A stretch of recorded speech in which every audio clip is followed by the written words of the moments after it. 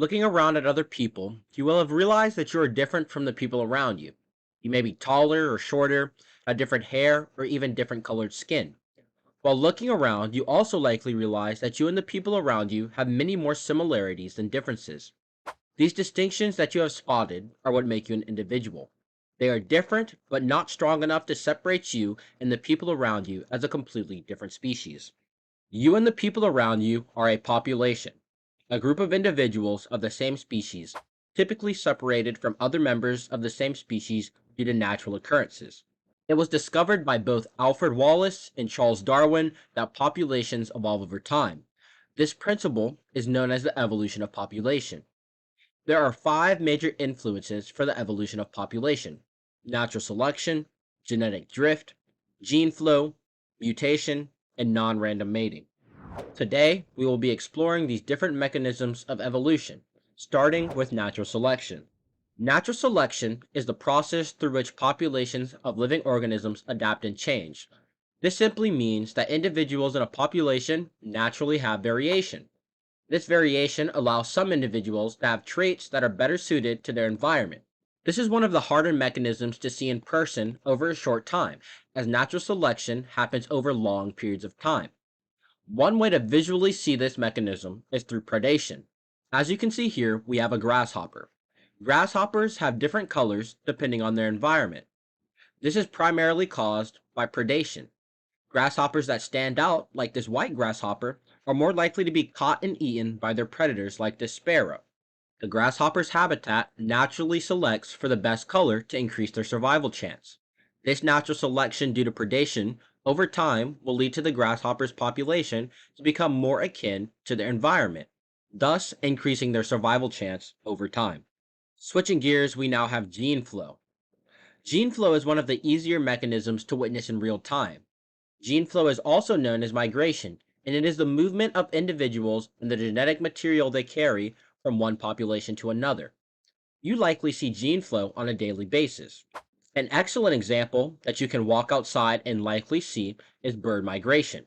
Wherever you are in the world, there are likely birds that migrate to or from where you stay. These migrating birds typically comprise of birds from different populations, which only gather together for their annual migration. This migration then ends in mating, which mixes the genes of the birds' populations together. By mixing their genes, the birds increase the available traits in all of their populations, adding to the variety of their population, and over time, slowly changing their populations. Mutation is the next mechanism that we will talk about, and it is arguably the hardest influence to observe in real time. Mutation is the changing of a gene structure resulting in a variant that may be passed to future generations. Mutations can be both beneficial, detrimental, or neither. While mutations itself cannot be directly observed, its results can be easily observed through the variant gene's effects. A well-known detrimental mutation in animals is albinism. This mutation affects an assortment of animals and in most environments is extremely detrimental to the animal's ability to survive. This tragically leads to the majority of these magnificent animals dying before adulthood. While beautiful, detrimental mutations like albinism have no effect on evolution typically. For evolution to occur with mutation, beneficial mutations are essential. These beneficial mutations, like a bacteria mutating to survive different drugs, are more likely to be passed on to the next generation. This creates a change in the population, which is what evolution is. The most common mutations, however, are neutral mutations, which have no benefit or detriment. These generally have no effect on evolution. Genetic drift is the next influence on evolution, and it is the change in frequency of an existing gene variant in a population due to random chance. In simpler terms, genetic drift is a change due to a chance event. You likely have caused genetic drift without even realizing it. Walking on the sidewalk, you have likely stepped on and killed many insects. You weren't picking out specific insects with specific traits to kill, it just happened by chance, and that chance changed the gene pool for the population of insects. Random chance events like a massive tsunami or a terrible storm change the genetic pool of a population typically more quickly than the other influences of population evolution. Finally, we have non-random mating. This is the easiest method of the evolution of population to visually see in the real world.